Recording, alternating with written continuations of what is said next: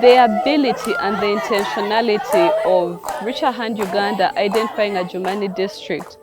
and just not being based within the local town council, but to also being intentional in terms of going to the very farthest of counties to ensure that the message of gender justice, equity, meaningful and inclusive youth participation is gotten by the local communities. It has been so unique because all the dialogues that we were attended in the communities were being facilitated by their very own. When I saw all the people, the parents, they stand up and they offer the front seat to the young people. And that was very impressive, and it showed that there is a commitment, there is a movement within the parents, within the young people, making sure that these young people are owning the program, these young people are owning the work that Reach A Hand Uganda is implementing in Adjumani.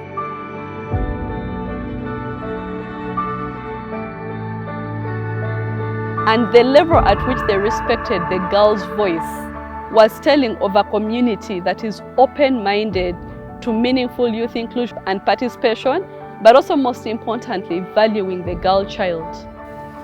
The objective of the dialogues is to ensure that we have communities that are free from gender-based violence, but also we are trying to advocate for gender-just societies. We may live in different countries,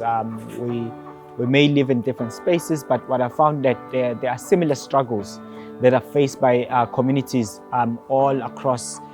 the world, or when you look at the two countries. I found that it was interesting to see that there was a fair representation of men,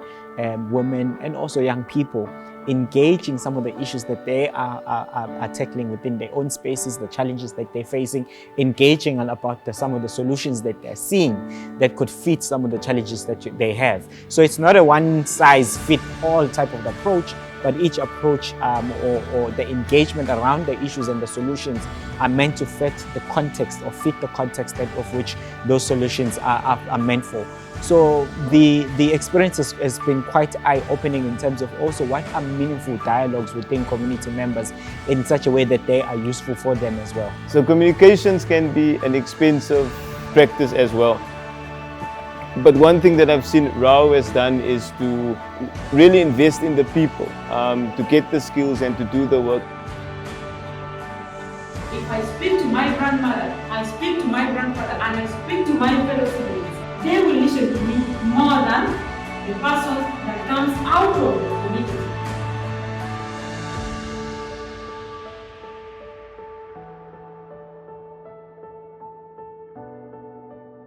We've been training our members of the Jumani Youth Council on a meaningful, inclusive and youth participation, and we want to build their capacity to be able to advocate for the different needs of the young people they represent. And also to obtain this information that they can take deep down to the communities, such that the right information can be used to combat the wrong information that is circulating within these communities. One of the participants in the workshop said that she would like to be a trainer of trainers, and so I think getting them that kind of high-level exposure, if I can say that, it will also show to communities, firstly, that their contribution are being valued, and they are valued enough that people will actually invest in them to go to these learning opportunities.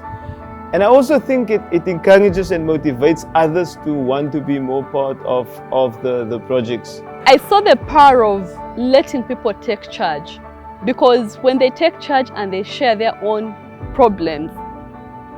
and still are willing to come up with their own interventions or solutions, then you have hope that they will fulfill their mandate, because they themselves have identified and they themselves are familiar with the kind of community they live in and the approaches that they can employ to ensure that they promote gender justice and prevent domestic violence within their communities and related human rights abuses.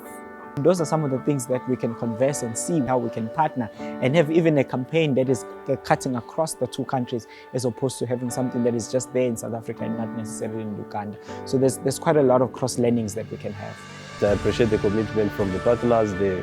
Rahul, Sehad and Fida. And also we appreciate the initiative of setting up the Sauti TV, as it's more linking to the young people, addressing the issue that young people are facing. You know, it's not easy, especially when we come out from this the break of the COVID-19, to make sure that the gender justice is well known and promoted in our community, but also the issue around preventing gender-based violence, where the Ugandan society can live in harmony and in a space where everyone can feel free. Thank you.